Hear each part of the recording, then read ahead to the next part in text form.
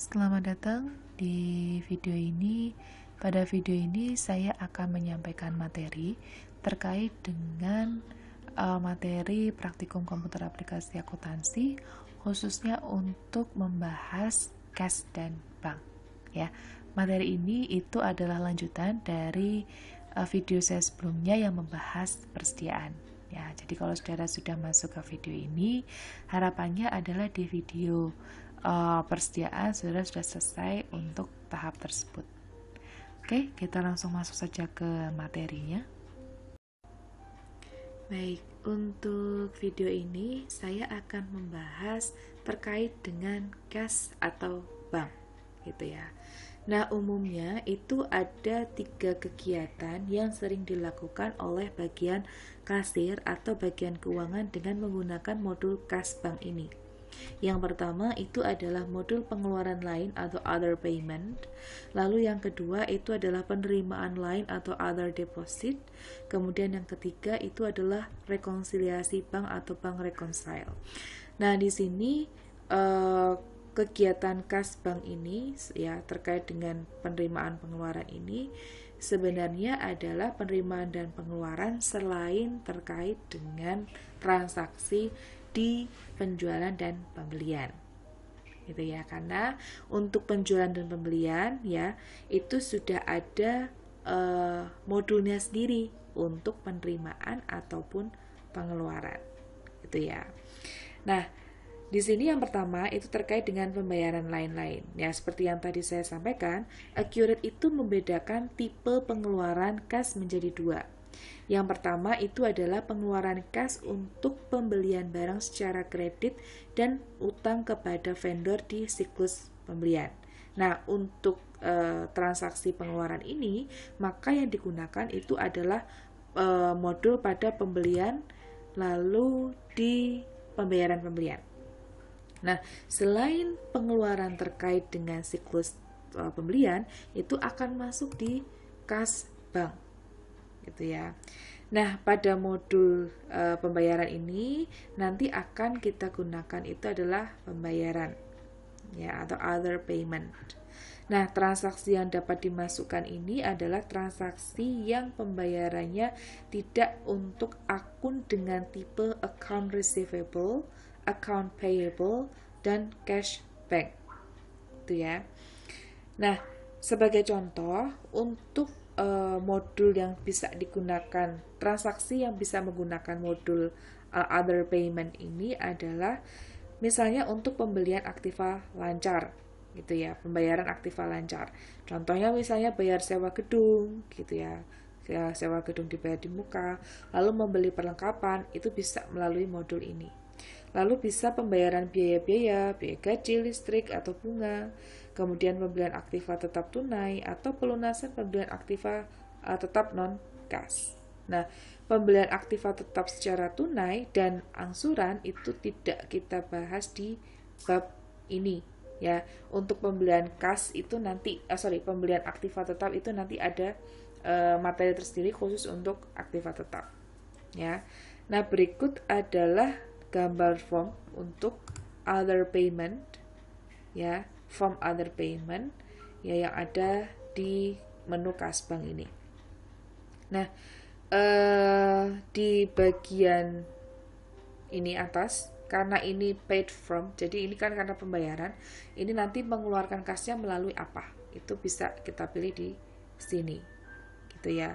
Lalu nanti di bagian bawah ini adalah detail, tapi seperti biasa untuk di detail ini adalah yang di posisi debit, ya. Seperti biasa kalau misalnya untuk Accurate ya itu posisi debit itu akan otomatis dicatat, gitu ya. Tapi karena ini other payment, kreditnya pasti itu adalah kas, ya. Maka ini catatlah ini yang posisi di debit. Nah, setelah nanti mencatat di account detailnya ini atau di bagian detail formnya ini, jangan lupa nanti di recall. Ya, kalau nggak di recall biasanya nanti akan muncul notif. Oke, kita langsung coba aja untuk transaksinya. Yang pertama itu adalah dibeli perlengkapan kantor barang habis pakai ya. dengan uang tunai 2.500.000. Ya, maka kita masuk ke other payment ini. Kita pilih pembayarannya itu adalah kas rupiah. Kemudian voucher numbernya itu adalah OP 0501. Tanggalnya ini kita ganti tanggalnya menjadi tanggal Mei ya. Mei bulan 20. Tanggal 20 kok, bulan 20. Tanggal 20. Ya. Kalau sudah, ini bisa ditulis memonya untuk pembelian apa gitu ya. Kemudian dibayarnya untuk siapa? Kamera. Kemudian kita pilih di sini perlengkapan.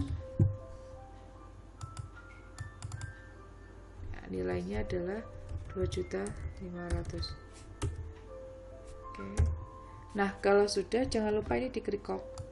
Nah, sampai keluar nilai 2.500.000. Maka kalau sudah, ini tinggal kita pilih simpan dan baru. Lalu saudara bisa pilih di back ini, lalu kita lihat jurnalnya.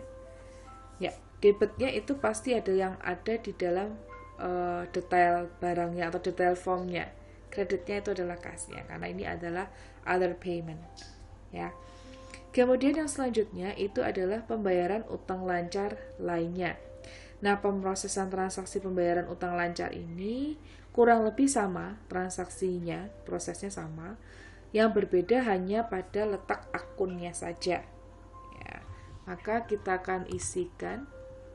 Ini kita pilih aja. Ya, ini kita pilih kasnya itu adalah kas rupiah. Ya, kas rupiah.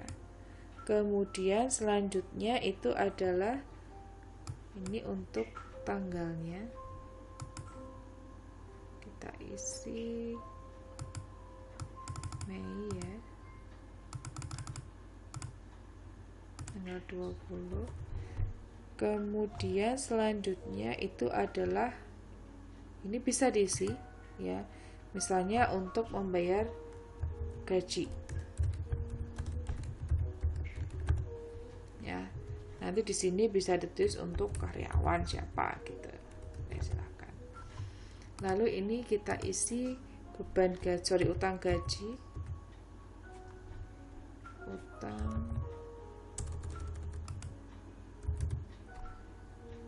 Utang beban gitu ya, maksudnya ke utang beban, nilainya adalah 2 juta.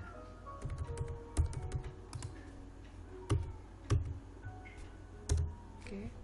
Lalu jangan lupa di recall. Kalau sudah, tinggal kita simpan dan baru kita akan lihat transaksinya.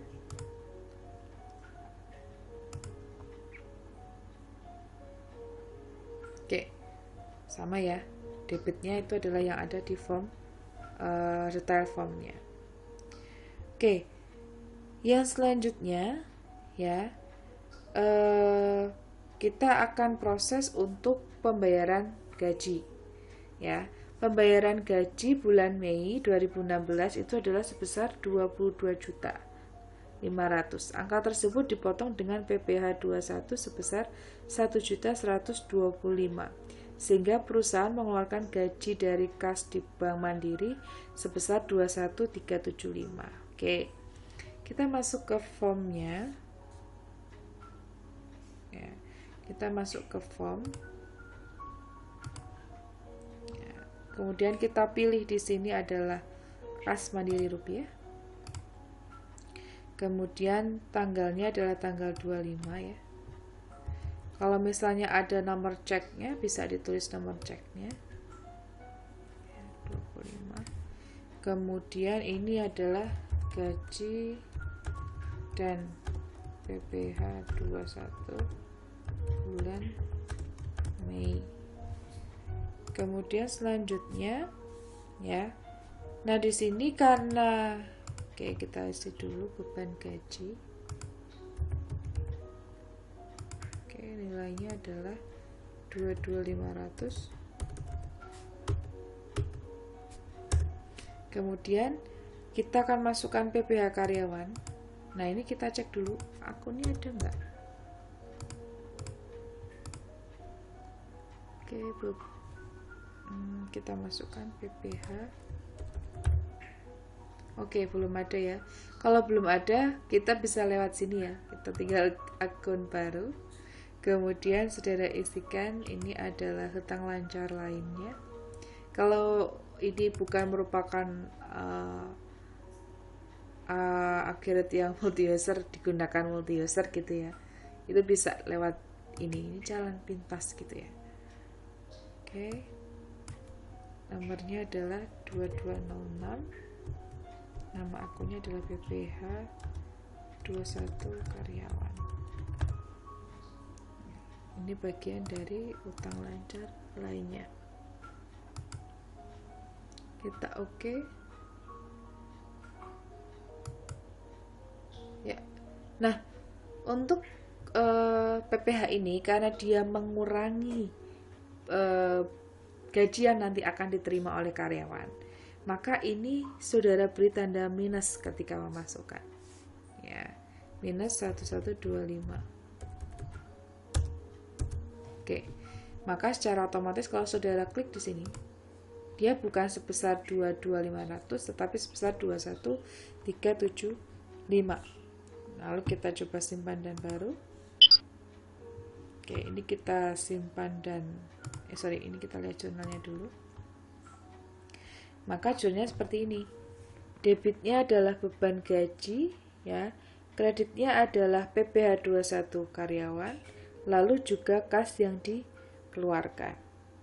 Nah, di sini untuk sub form detail akun itu dapat dipilih semua akun selain akun kas bank sendiri. Kemudian piutang dan juga akun hutang. Ya. Nah, pada modul ini tidak dapat digunakan apabila melibatkan akun kas bank secara simultan pada pendebitan dan pengkreditan. Sebagai contoh, untuk transfer bank Mandiri ke BNI gitu ya, itu nggak bisa melalui ini. Jadi itu biasanya pakai jurnal nanti. Nah, bila ada transaksi ini akan menggunakan modul jurnal voucher. Nah, kemudian apabila terdapat cek yang dibatalkan, maka cek box untuk void check itu diaktifkan. Ya, pembatalan cek mengakibatkan accurate itu menghapus jurnal yang telah dibuat, tetapi form tidak bisa dihapus. Gitu ya. Oke, itu untuk pembayaran. Lalu kita akan masuk ke penerimaan. Nah, untuk pembayaran ini apakah ada yang ingin ditanyakan? Baik, untuk yang selanjutnya itu adalah penerimaan lain ya. Nah, penerimaan lain ini ya, accurate itu mengkategorikan penerimaan itu menjadi dua ya.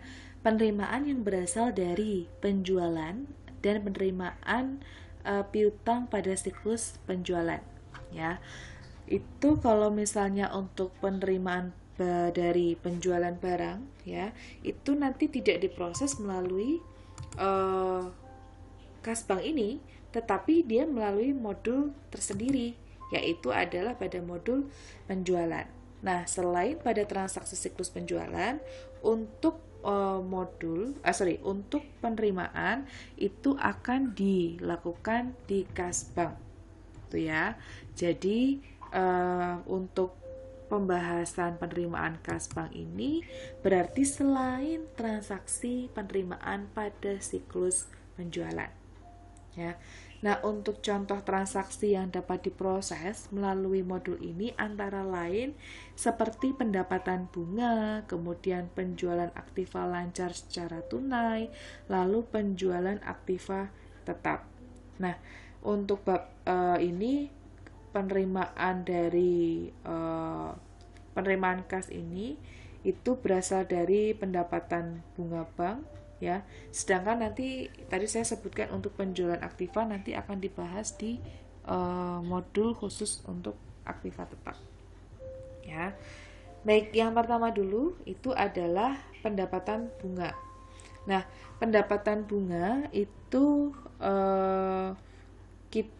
transaksinya ya, transaksinya adalah diterima pendapatan bunga dari tabungan BNI dolar sebesar 100 dolar. Nomor buktinya adalah OD 0501. Pendapatan bunga diakui sebagai pendapatan lain di luar usaha. Nah, sebelum melakukan proses transaksi ini, sebaiknya kita lihat dulu saldo akun dari kas BNI USD ya. Maka kita lihat dulu di kas bank, buku besar, bank daftar akun ya. Kemudian kita lihat untuk kas BNI USD. Nilainya adalah 9540 gitu ya, kita cek dulu. Nah, kalau sudah, kita akan proses ya untuk transaksinya. Kita masuk ke kas bank, kemudian ke penerimaan. Nah, setelah penerimaan ya, kita masukkan di sini adalah kas BNI USD. Nomor vouchernya itu adalah OD 0501. Tanggalnya adalah tanggal 28.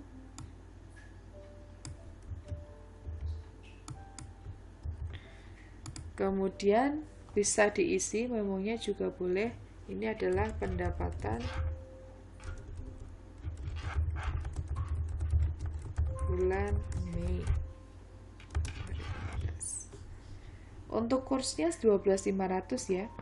Kemudian kita pilih, ini akunnya adalah pendapatan lain di luar usaha. Nah, amount-nya di sini sudah dalam dolar, maka tinggal kita isi 100. Oke. Kalau sudah, tinggal kita recall. Ya. Di sini, kemudian kita simpan dan baru. Kita pengen lihat transaksinya, jurnalnya.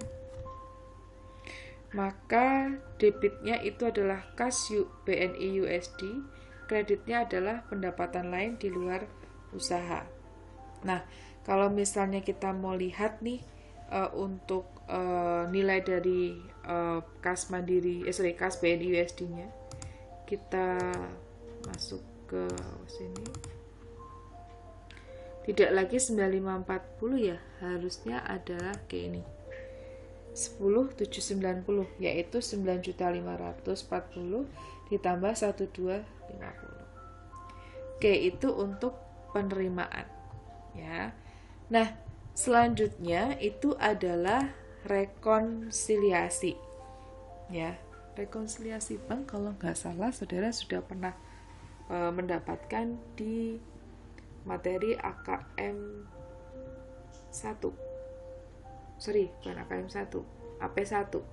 AP1 AKM 1 sepertinya ada ya, untuk rekonsiliasi bank. Nah, apabila perusahaan itu memiliki rekening giro di bank, maka setiap bulan perusahaan itu akan menerima laporan dari bank. Nah, informasi yang terdapat pada laporan bank umumnya meliputi saldo awal, lalu setoran yang telah dilakukan oleh perusahaan, lalu cek yang telah diuangkan oleh pemegang cek, biaya administrasi bank, pendapatan jasa giro yang diterima, dan saldo akhir.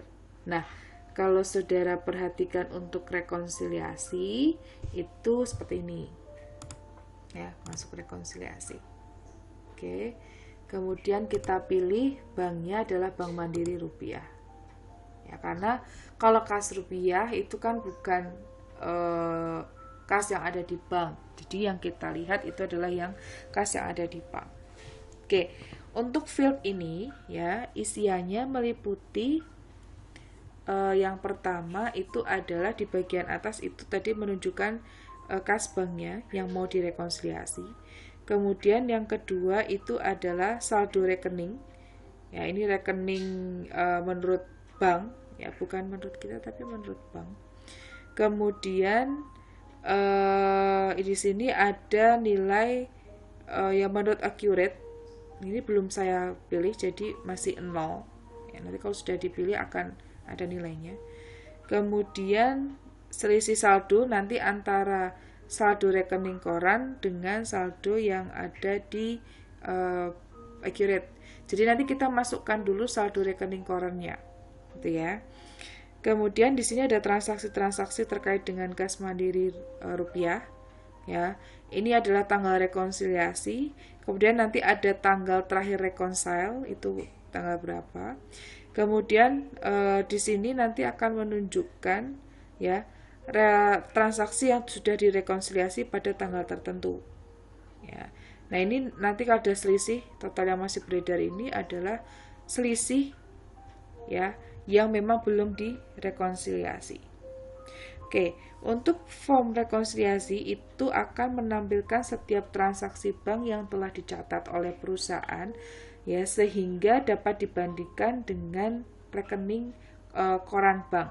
Jadi transaksi-transaksi ini tidak muncul begitu saja, tetapi sudah kita lakukan transaksi, sudah kita lakukan pencatatan ya di siklus-siklus sebelumnya. Jadi siklus pembelian, siklus penjualan ya. Apabila memang menggunakan transaksi kas bank maka akan tercatat di sini.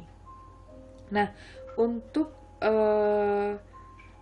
form rekonsiliasi itu nanti bisa kita lihat perbedaan antara catatan yang dilakukan atau yang catat menurut bank dengan catatan menurut perusahaan itu disebabkan oleh apa ya, apakah nanti dari cek atau dari setoran atau apa gitu, bisa kita lihat di sini gitu ya.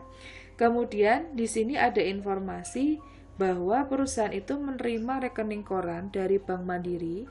Informasi yang diperoleh dari rekening koran adalah saldo akhirnya itu adalah 22.325.420. Kemudian ada pendapatan bunga 14.500.000, lalu ada biaya admin 1.338.000. Nah, sebelum kita proses saldo transaksi ini kita keluar dulu ya. Sebelum kita transaksi kita akan lihat dulu untuk saldo kas mandiri. Nah, kita cek dulu. Saya belum tentu benar. Kita cek dulu. Saldo mandiri itu nilainya adalah 216.164.420 ya. Sehingga kalau misalnya nanti ada yang belum sama, itu berarti harus kita cek dulu ya, kenapa ini terjadi perbedaan. Oke, nah selanjutnya setelah kita menyamakan nilai ini, baru kita buka yang rekonsiliasi tadi ya. Nah selanjutnya kita akan pilih kas mandiri rupiah ya. Kemudian kita tuliskan tanggalnya di sini tanggal 31 bulan 5. Selanjutnya kita cek semua di sini. Kita cek semua. Ini kita klik cek semua di sini. Ting. Ya. Kita cek semua gitu ya. Nilainya sekian. Kemudian kalau sudah ya, kita akan masukkan nilai dari saldo menurut bank, yaitu adalah 229.326.420. Oke. Ada selisih 13.162. Nah, selisih ini itu diakibatkan karena adanya pendapatan bunga dan biaya administrasi. Ya, karena apa, ini kita belum catat. Bank sudah catat, tapi kita belum catat. Gitu ya. Sehingga kalau sudah ya, ini kita simpan dan tutup. Ya. Kalau sudah kita simpan dan tutup, simpan dan baru. Ya. Ini akan muncul informasi ya bahwa ada perbedaan dan apakah Anda ingin menyimpan? Ya, kita tinggal yes. Ya. Kalau sudah, kita masuk karena tadi perbedaan itu karena ada pendapatan dan juga biaya administrasi, maka ini akan kita catat dulu. Ya, kita catat melalui ini tadi. Kalau penerimaan berarti melalui sini. Maka ini kas mandiri rupiah. Ya, kas mandiri rupiah. Kemudian kas mandiri rupiah di sini tanggalnya ini udah benar. Oke. Tanggalnya 31 ya berarti. 31 di sini pendapatan ini. Kemudian kita isi pendapatan lain.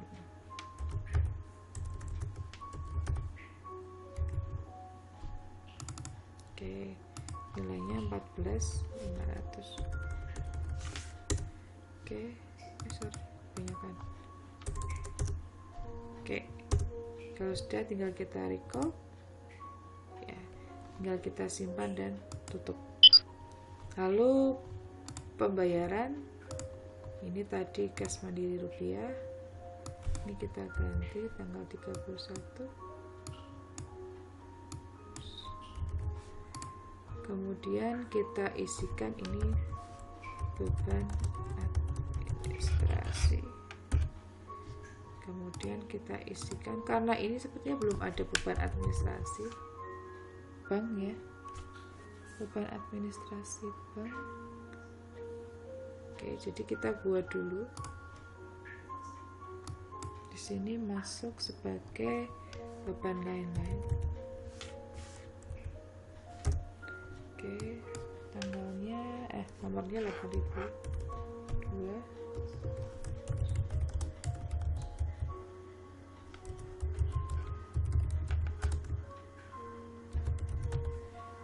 Kemudian di sini bagian dari oke.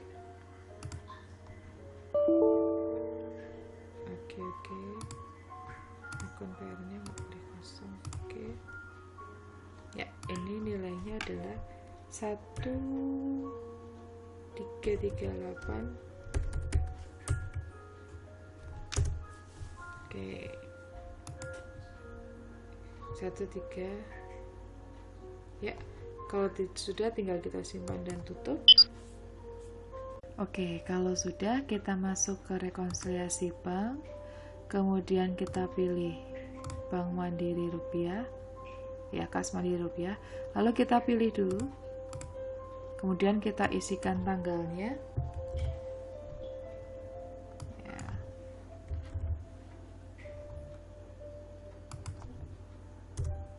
Oke. Sehingga selisihnya ini 0 ya, selisihnya ini 0, sudah tidak ada lagi ya. Nah, kalau sudah ya, fieldnya sudah terisi semua, kemudian total beredarnya 0, maka baru kita simpan dan tutup. Oke, ini untuk kas bank ya.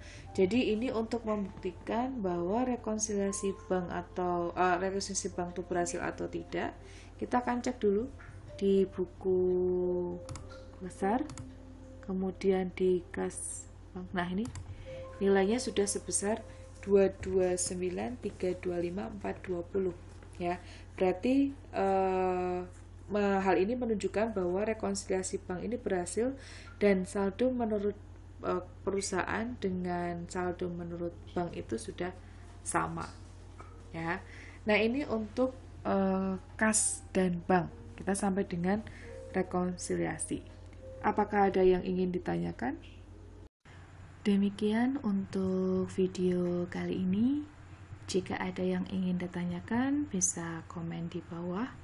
Teruntuk mahasiswa saya, jika ada yang ingin ditanyakan bisa kontak di WA. Semoga apa yang saya sampaikan ini bermanfaat. Sekian dan sampai jumpa.